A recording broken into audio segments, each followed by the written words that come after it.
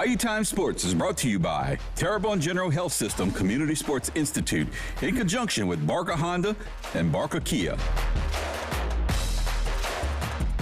Hi, everybody. Welcome to Bayou Time Sports. We know that all of our local conferences in collegiate football are having their media days, and Nicholls State University is actually at media days. That means they're over in San Antonio, sort of getting that done now.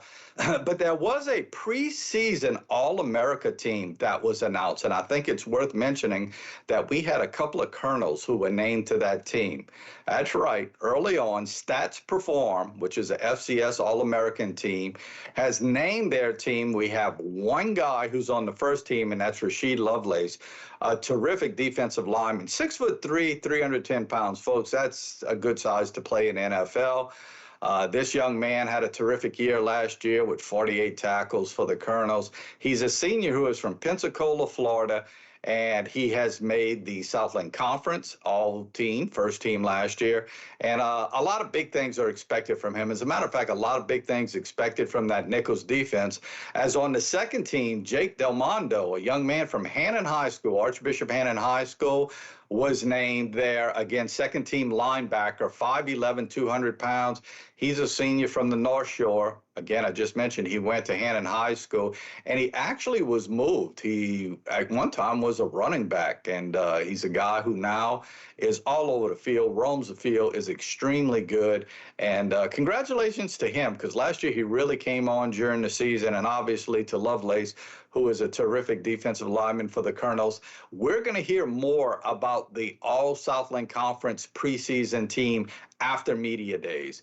But to be named to this, All-American team is really special for some of these Colonels. So congratulations to those two young men. I'm sure we're going to see them on the all-conference team in some form or fashion when that all comes out. Also, would like to congratulate a lot of LSU Tigers who made the SEC preseason teams. Unfortunately, only one made the first team, and that's Whit Weeks at the linebacker position. We know he's really good, but I would have thought there would have been more LSU Tigers who were named to the first team. Whit Weeks is the only Tiger on the first team, all-SEC team. 6'2", 225-pound linebacker from Georgia. He's only a junior, but this may be the last season we see him because I have a feeling he's going to be in the NFL next year. Second team, there were a host of Tigers who were on it. A little surprised, Garrett Nussmeier did not make first team quarterback. The young man from South Carolina seems to be the media darling right now, and he was named first team. But nonetheless, Nussmeier's second team at 6'2", 220 pounds. Of course, he is a senior. He's actually a redshirt senior. We expect big things from him this year. By the way, those of you who are interested at where Arch Manning fell in all of this, he was named to the third team, which he understands. He knows he hadn't been on the field very much. Yet a lot of people are touting him as the Heisman Trophy winner. Go figure. Third team SEC, but maybe the Heisman Trophy winner. We'll see how that all pans out.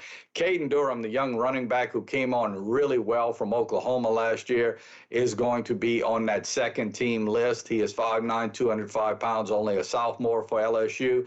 Aaron Anderson, young man from Carr High School, receiver, started coming around during the middle of the year last year, 5'8", 188. He is a junior, so he'll be back. Harold Perkins, remember, he was out most of last year with an injury, but year before that, he was really good. Actually, his freshman year was probably his best year.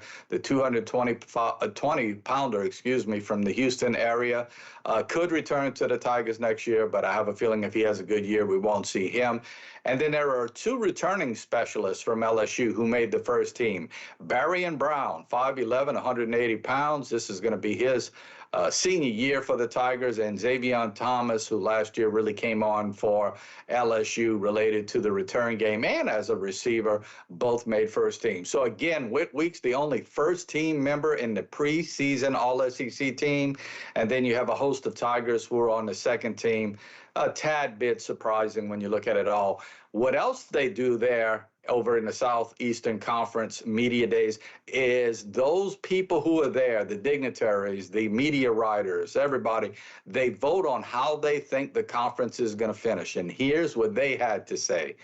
It was pretty overwhelming at what they think Texas is going to do this year. most of the votes. I realize Georgia's fairly close, but to go over 3,000 votes for Texas is pretty impressive. Only their second year in the SEC, and look where they stand, folks. And then you have Georgia and Alabama, the usual suspects, and that number 4 is LSU. So this is an overall prediction of what the folks at SEC Media Days thinks will happen in the SEC Conference. Looking at it real quickly, I'll let you decide if there's any surprises for you in there. The one for me is number 5, South Carolina. I just didn't see South Carolina finishing that high in the SEC, but obviously there's a lot of folks coming back on that team, and they feel pretty good about it. Number 6, Florida. You have Lagway, the quarterback, who is a special football player, and maybe that's all based around him. Ole Miss sort of takes a drop this year, and they had to go through a tragedy this weekend where a young man passed away. And then you have Texas A&M. Tennessee drops this year, Oklahoma, Auburn, Missouri, and sort of the usual suspects at the bottom. Funny to see Arkansas there, but Arkansas is still way down there. And here's how folks see the championship going, like the final game, the championship game, and they most predict that Texas is going to win it all.